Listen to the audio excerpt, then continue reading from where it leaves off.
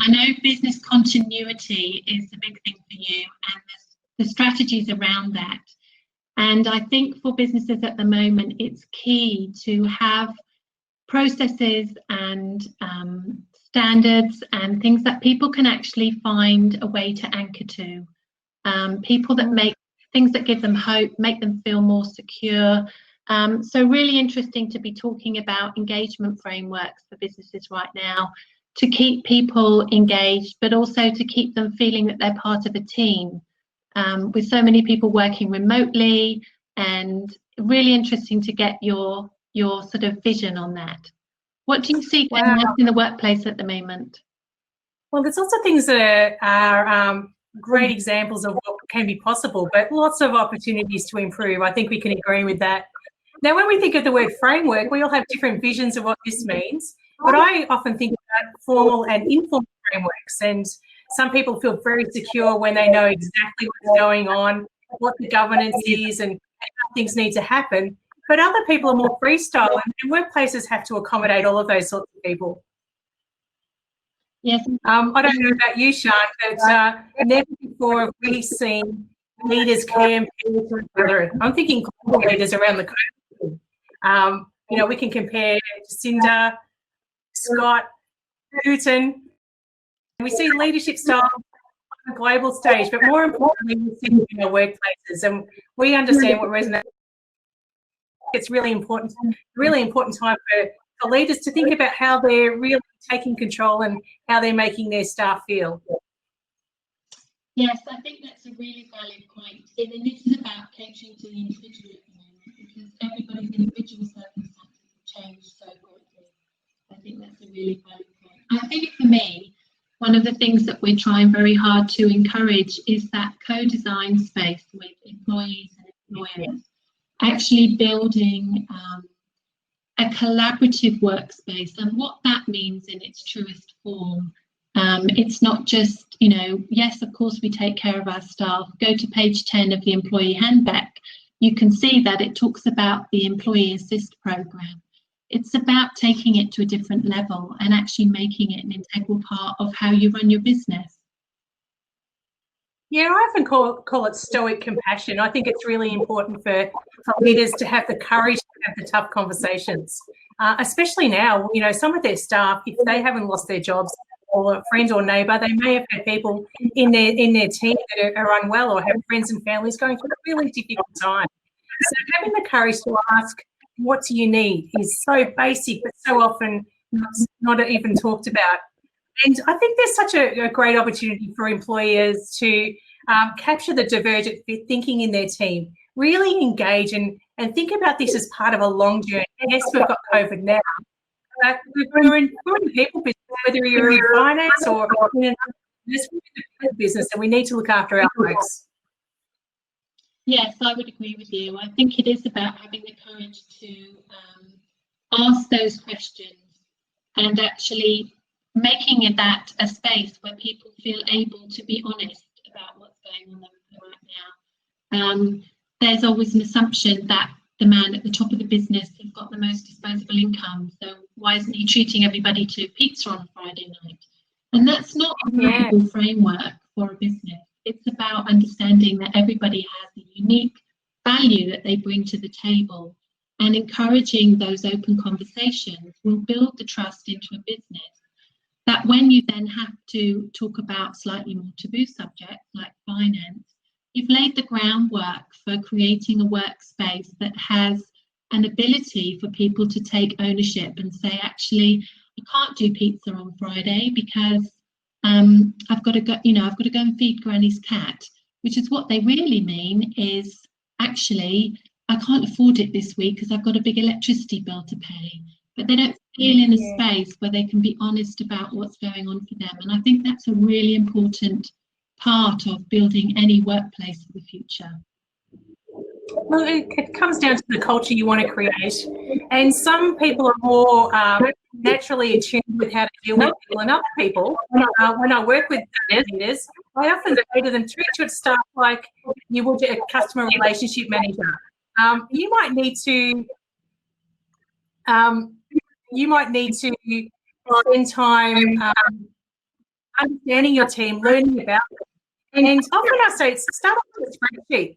Write down your team members, write down things you need to learn about them. It sounds really mechanical behind the scenes, but trust me, it really makes a difference.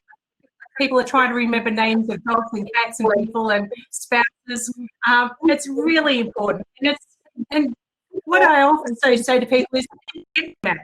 And that means extending that spreadsheet and just learning more about your people and thinking about how different people might feel in different situations. So, for example, Sian, you and I would react differently to the same situation. And that might matter or it might not. But it's really, as a leader, really consider that before you make a statement. And one of my favourite bits of all, and I know you and I have spoken about this, our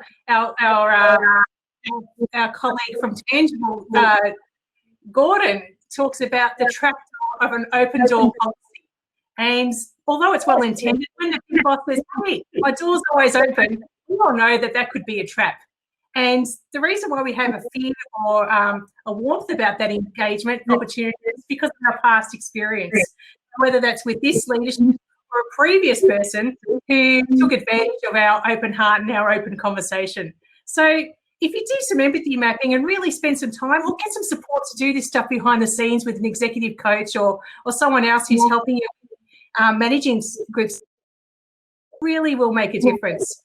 Sian, what have you found with the groups of people you work with in financial frameworks at the moment? What are people saying to you from a workplace perspective? I think it's been really encouraging. People that we work with have made significant differences in their business to be able to be more fully supportive of their staff and their clients at the moment. And it has been about looking at new ways to keep people engaged. What can we do differently? What are the things that we thought we were giving a good amount of attention to, and actually we haven't necessarily done that in the best way? For example, setting things like KPIs. Has that been a co-decision, or have we just handed down targets and expected them to be met? And maybe in the office environment, people were able to come in and they were more fully focused. But we're human beings. We can't leave our personal life at the door. Whether we like it or not, it follows us. So we need to understand that for everybody right now, their working from home will be different. So how do we have an interactive way of still keeping somebody engaged and still developing them in the skills that they require to do the job well, and actually lead people through that process? And a lot of the people that we've worked with, we've looked at co-designing performance development plans, rather than it being, well, this is what the office thinks you should be doing, and not really getting a say in how that gets to be delivered. Actually looking at, well, what do you think you do well? What do you think your strengths are? What do you think you bring to the table? And how do I assist you in really getting to understand with what that value is, and how you would very much like to grow within your role, and where do you feel you'd like to have say in the business? And what that's allowed people to do is actually restructure their business to make sure they've got the right people doing the right jobs well, and that's actually given them a greater productivity as a result of taking the time to really reflect on who the people are within their business and what value is that adding to their business, and is there a way they can pivot that now to actually get greater engagement for everybody, for their staff and for their clients. Yeah, spot on. I'm a big fan of engagement, and people need to think about the type of engagement that they're planning, and the real key word is plan. And engagement happens good or bad, whether you plan it or not. So you may as well be strategic and think about what you want to achieve. Do you want to just let people know what's possible, or would you like to invite conversation? And another thing is setting up expectations. What's on the table to negotiate as a leader, and what's not.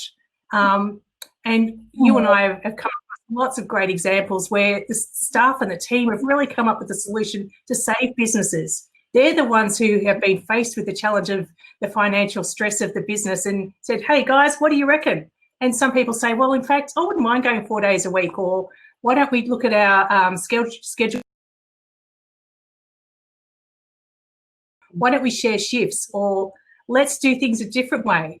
And you know what, again, so many wonderful solutions if you take the time to inquire, engage properly, and be sincere in your heart to really listen and make this a good opportunity. I think key for everybody to understand is that everybody has value. Even if they're the intern, there's no reason why they shouldn't be invited to a collaborative table where everybody gets to be involved in that planning process, that decision-making process.